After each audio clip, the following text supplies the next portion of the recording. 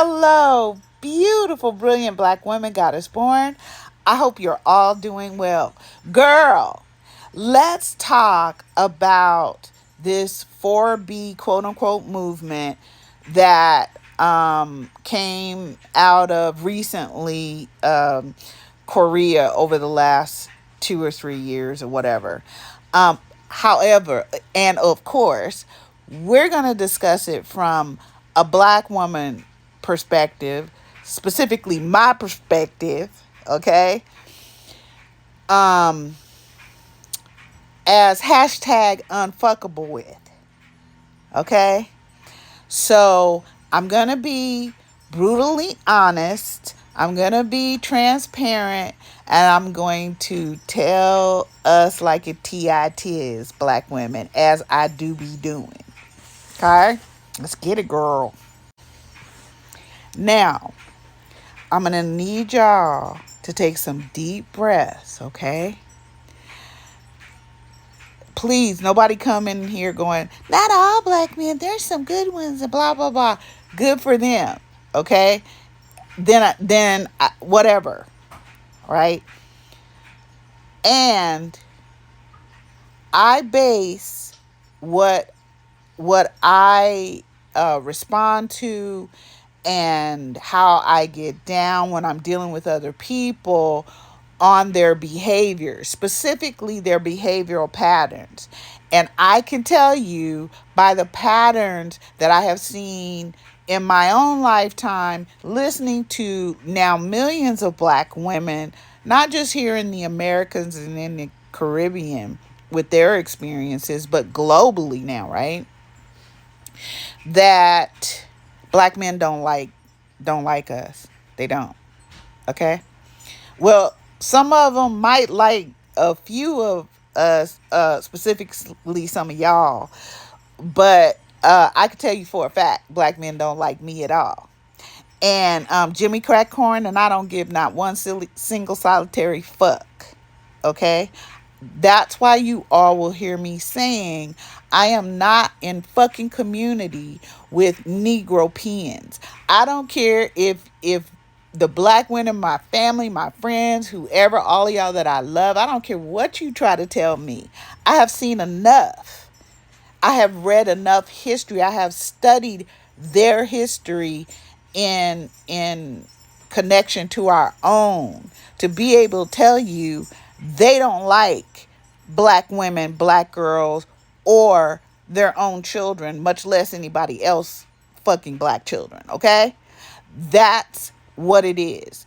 I'm basing what I'm saying on behavior. I don't know what everybody else do, but that's me. Okay. So I think what's gone on with us, and if you don't know what the 4B movement that everybody's talking about is, it has to do with Korean women saying just what the fuck I've been saying for decades. Fuck black men. I ain't in community with them. I don't hang out with Negro pens and from Blackistan or any other stand. Okay? You don't need to like me. You don't need to get with me. I already know you're a threat. You have shown me time and time again. I get it, black men.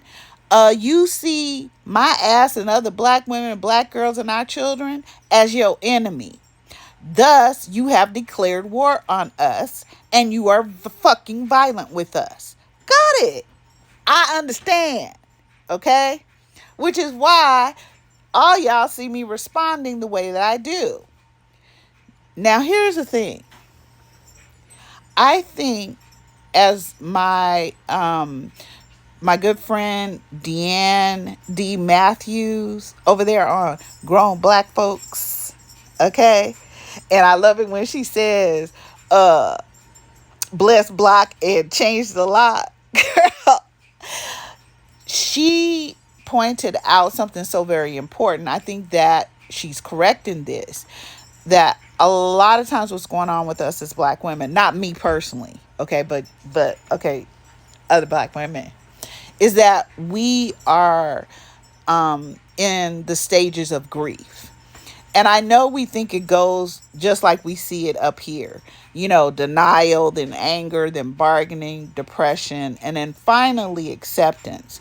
But the truth is, you can have these different feelings and different intensities of these feelings at different times. It doesn't necessarily have to go in order.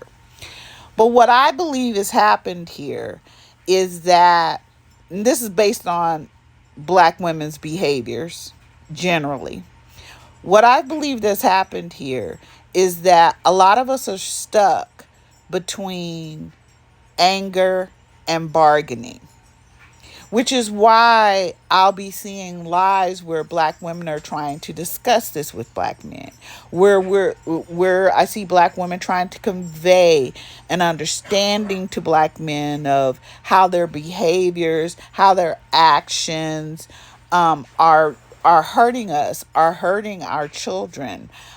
We are being mutilated. We are being treated with some of the most brutal violence. We're being unalived in front of our children by black men, to the tune of that we are losing our lives between 4.5 and 5 hours a day in these United States. That's supposed to be the greatest country on earth for some bullshit, some fantasy that white supremacists like to tell theyself, I guess, to get to sleep at night. But whatever it is, it's not working for us as black women.